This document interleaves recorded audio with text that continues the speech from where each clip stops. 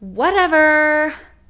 Hi Playmates, how are you? Exos Season 4 is about to drop and maybe you're contemplating starting the game, or if you're a current player, if you should continue to play a game. As a fellow player that's been on the game since almost the beginning of the global server launch, I want to kind of share with you my thoughts in this video. Now if you're looking for like, oh my gosh, this is the best, most awesomest game in the whole wide world, or maybe, oh my god, this is the most horrible gacha you've ever come across, this video isn't for you. My hopes is that this will give you some opinions to help you make your decisions about trying out the game or staying on the game. First, to get the obvious out of the way, if you like the art style and a diverse cast of heroes, you should definitely consider Exos Heroes. The majority of the player base appreciate the amount of detail and consistency in the design of the heroes in this game. Not to mention, the game boasts diversity in gender, nation, and age groups, and since the last time I posted a video discussing this, the roster has definitely continued to grow, although there's a little bit of controversy on the different nations and blah blah blah, but that's for a different day. There are still limitations to the amount of customization you can do for your heroes to make them your own in my opinion compared to some other games, but the dice station features and the skins in the form of orange fake cores have continued to be developed as well as the game progresses.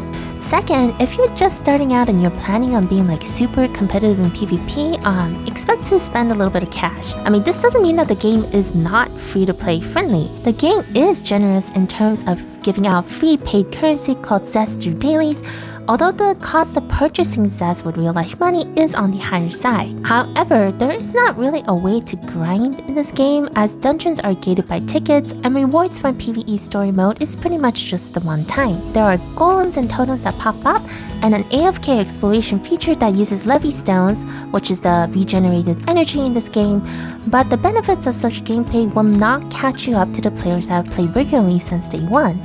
In summer, you can't really put in extra time per se to make up for the lost time if you're planning on staying free to play. This leads to the third point, that Exos is what I would consider a pretty low maintenance game, and if you like those kind of games to keep you entertained for brief moments of time or to test your perseverance and commitment, I think this game might be for you. Meaning that there is enough repetitive daily content with decent quality of life improvements to make the dailies easy to complete to keep you interested if you commit to it, but it's not really a game, that you play for hours every day, or a game you really feel some sort of high achievement for hurling through these difficult dungeons or being able to maneuver through complex motions to get past to the next stage.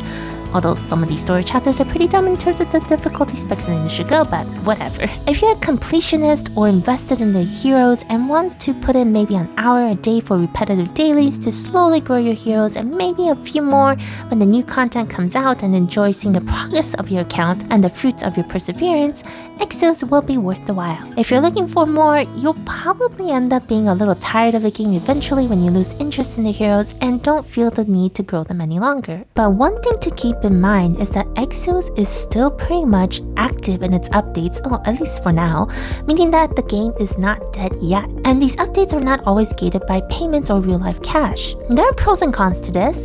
Pros is that you know that there will be new content, and if you like being one of those players to tackle new systems and heroes and be on the forefront, kind of like a beta tester, it'll be a neat experience. Con is that new system means that there are bound to be issues and features that may rub off in the wrong way or create inconveniences in a live game on your actual account, unlike a beta server. The game isn't old enough to have figured out like the perfect formula, causing periodic surprise maintenances and shutdowns and sudden removal of features. Of course, the game offers, in turn compensation, but take it to mean what it means.